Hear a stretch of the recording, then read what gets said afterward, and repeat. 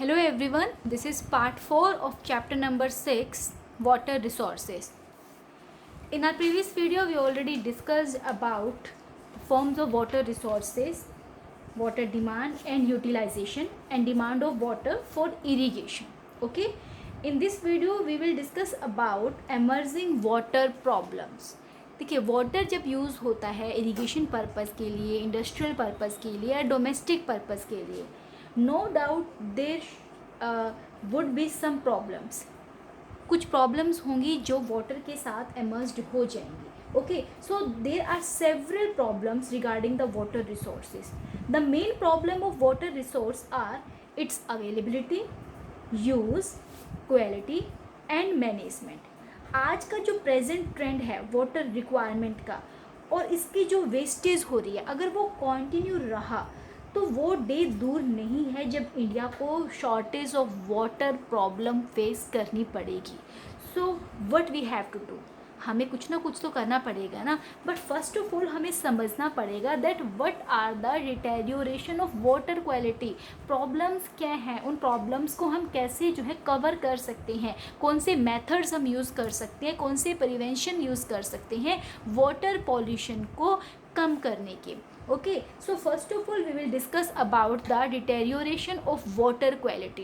Deterioration means क्या होता है कि प्योरिटी के अंदर या क्वालिटी के अंदर कमी आना. ठीक है, देखिए जो वाटर की क्वालिटी है, वाटर क्वालिटी मेनली क्या होता है, water quality refers to purity of water और you can say the water without unwanted foreign substances. ठीक है, जो वाटर के अंदर जब आपके फॉरेन सब्सटेंसेस मिक्स हो जाते हैं, फॉरेन मैटर्स मिक्स हो जाते हैं. फॉरेन मैटर मीन्स जो माइक्रो ऑर्गेनिज्म हैं, केमिकल्स हैं, इंडस्ट्रियल और अदर वेस्ट हैं, जब ये मिक्स हो जाती है तो उससे क्या होता है, वाटर की क्वालिटी में डिक्रीमेंट आ जाता है, वाटर की क्वालिटी कम हो जाती है और उसी से वाटर जो है पॉल्यूटेड हो जाता है. तो इस टाइप के जो डिटेरियोरेट है मैटर्स हैं, ये क्या करते हैं, क्वालिटी को जो है रफ बना देते हैं और ह्यूमन के यूज़ के लायक वाटर नहीं बचता है. सो हमें क्या करना है, quality of water suffer from its large scale almost through out the country. पूरी कंट्री में, किसी एक स्टेट में नहीं है, हर एक कंट्री में जो है वाटर से रिलेटेड ये जो प्रॉब्लम है वो हमें फेस करनी पड़ रही है. ठीक है, अब देखिए मेनली क्या होता है, अगर हम एस्टिमेट लगाएं तो हमारे जो 3/4 सरफेस ऑफ वाटर है इंडिया के अंदर वो पॉल्यूटेड है. पूरे वाटर का 3/4 जो सरफेस ऑफ वाटर है वो हमारा पॉल्यूटेड है. We have been dumping all sorts of waste matter into our rivers, industrial waste, municipal sewage, residues of chemical fertilisers. Means हर एक चीज़ हम क्या कर रहे हैं, अपनी रिवर्स के अंदर, ओशंस के अंदर, लेक्स के अंदर, स्ट्रीम्स के अंदर जितने भी टॉक्सिक सब्सटेंसेस है उनको हम क्या करते जा रहे हैं, डंप करते जा रहे हैं, उनको उसके अंदर डिज़ोल्व करते जा रहे हैं.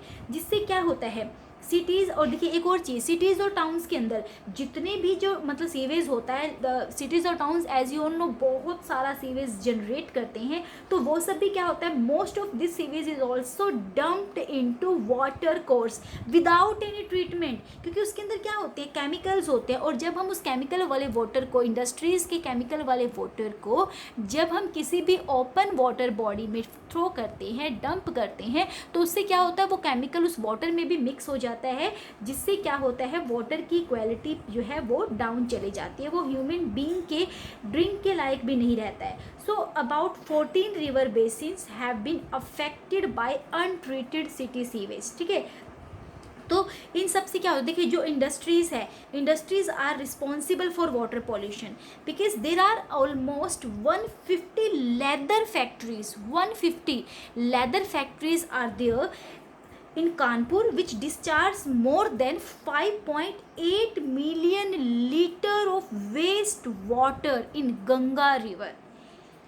जो कानपुर है वहाँ पे लेदर फैक्ट्री है, उस लेदर फैक्ट्री से हर रोज़ जो है वेस्ट जो वाटर है वो गंगा रिवर में थ्रो कर दिया जाता है. इससे क्या होता है, जो केमिकल फर्टिलाइज़र्स हैं, पेस्टिसाइड्स, इंसेक्टिसाइड्स, ये सब क्या होते हैं, हमारे सारे केमिकल्स ये सब वाटर में मिक्स हो जाते हैं. ठीक है, तो जो गंगा और यमुना रिवर है, these rivers are highly polluted rivers, बहुत ज़्यादा पॉल्यूटेड रिवर्स हैं ये, क्योंकि इनमें इंडस्ट्रियल जो वेस्ट है वो डंप कर दिया जाता है. अब देखिए, हमें अब एक चीज़ यहाँ पे और देखनी है कि जो वाटर की मतलब जो गुड क्वालिटी ऑफ वाटर या पुअर क्वालिटी ऑफ वाटर किन किन स्टेट्स में मिलता है। ठीक है, यहाँ से 1 मार्क क्वेश्चन भी आता है आपका। जो गंगा और यमुना रिवर है वो हाईली पोल्यूटेड है। तो जस्ट एक बार आप मैप देखिए, मैप से आप अच्छे से इसको अंडरस्टैंड कर जाएंगे।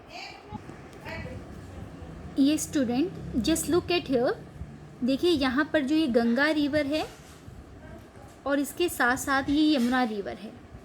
यमुना के साथ यहाँ पे दिल्ली है, यमुना के बिल्कुल बैंक पे है। अब देखिए जो गंगा यहाँ पे यमुना रिवर है, यहाँ दिल्ली वाले एरिया के अंदर, आगरा ये जो पूरा एरिया है, यहाँ पे पुअर क्वालिटी ऑफ वाटर आपको मिलेगा, क्योंकि यहाँ पे इंडस्ट्रीज़ हैं। इंडस्ट्रीज़ अपना वेस्ट वाटर जो है वो ओपन मतलब रिवर के अंदर जो है डंप कर देती हैं। सेम अगर यहाँ पे गंगा वाले एरिया वाली साइड आई तो वाराणसी, मिर्ज़ापुर, इलाहाबाद, यहाँ पर कानपुर, यहाँ पे क्या है, लेदर फैक्ट्रीज़ हैं। तो ये भी क्या करती हैं, अपने वाटर को इस रिवर में, गंगा रिवर में डंप कर देते हैं, जिससे यहाँ का जो क्वालिटी ऑफ वाटर है वो बहुत पुअर है। ओके, तो यहाँ पर जो है ये जो ऊपर गंगा का जो ऊपर वाला पार्ट है, हरियाणा, हिमाचल प्रदेश थोड़ा सा, और थोड़ा सा ये उत्तराखंड वाला जो एरिया है, यहाँ पे गुड क्वालिटी ऑफ वाटर है, बिकॉज यहाँ पे इंडस्ट्रियलाइजेशन ज़्यादा नहीं है। बट ये वाला जो एरिया है वो इंडस्ट्रियल एरिया है, ये वाला एरिया भी इंडस्ट्रियल एरिया है। इन एरियाज़ में वाटर की क्वालिटी बहुत ज़्यादा पुअर है। ना look, we all know about the problems. हमें प्रॉब्लम पता चल गई है कहाँ पे है और प्रॉब्लम क्यों है वो भी हमें पता चल गया। But now what we can do, how can we conserve the water, how can we manage all these things.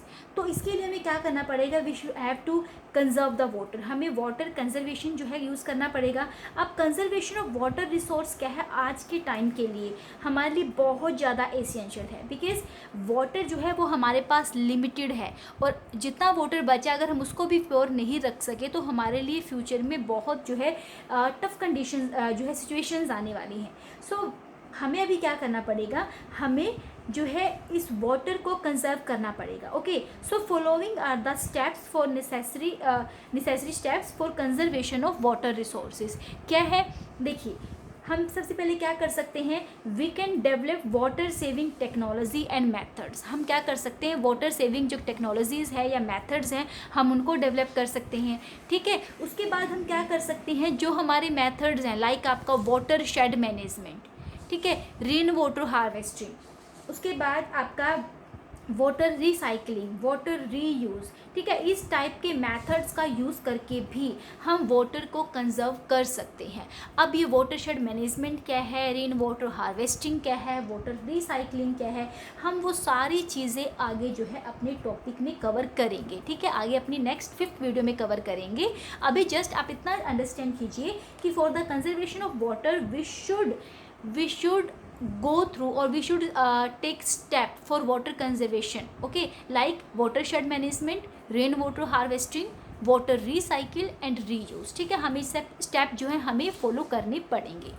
So prevention क्या कर सकती है, रोकथाम क्या कर सकते हैं वाटर पॉल्यूशन के लिए। तो क्या किया हमारी गवर्नमेंट ने सेंट्रल लेवल पे, जो सेंट्रल लेवल पे एक बोर्ड बनाया, central pollution control board, CPCB, the central pollution control board. इसने क्या किया, सेंट्रल गवर्नमेंट ने कोलैबोरेशन करके हर स्टेट गवर्नमेंट के बोर्ड के साथ, किस बोर्ड के साथ, स्टेट पॉल्यूशन कंट्रोल बोर्ड। तो सेंट्रल पॉल्यूशन कंट्रोल बोर्ड ने हर स्टेट के स्टेट पॉल्यूशन कंट्रोल बोर्ड के साथ मिलके मॉनिटरिंग की वाटर क्वालिटी के ऊपर, और नेशनल एक्वेटिक रिसोर्सेज बनाए, सेंटर्स बनाए, और कहाँ पे कितने सेंटर्स बनाए, ये टोटल 507 जो है स्टेशंस बनाए, जहाँ पे वो नेशनल एक्वेटिक रिसोर्स की मॉनिटरिंग करेंगे और वाटर की क्वालिटी को जो है एक तरह से मॉडरेट लेवल तक लेके आएंगे। ठीक है, अभी डाटा क्या शो किया इन्होंने, जो मॉनिटरिंग की किसी न किसी बेस पे तो की होगी ना, तो वो क्या शो करता है, वो डाटा क्या शो करता है,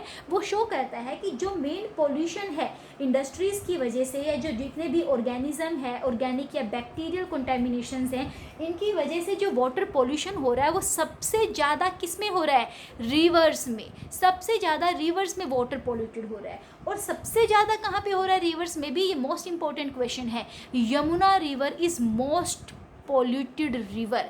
कहाँ से कहाँ तक? दिल्ली से लेके इटावा तक के बीच में जो यमुना रिवर है, सारी यमुना रिवर की बात नहीं कर रहे हैं, वो यमुना रिवर का वो पार्ट जो दिल्ली से इटावा के बीच में है, that is most polluted part of Yamuna. Okay, अब यमुना के अलावा ये नहीं कि बाकी सारी बहुत ही प्योर रिवर्स है, ठीक है, उनमें पोल्यूशन है ही नहीं, ऐसा नहीं है।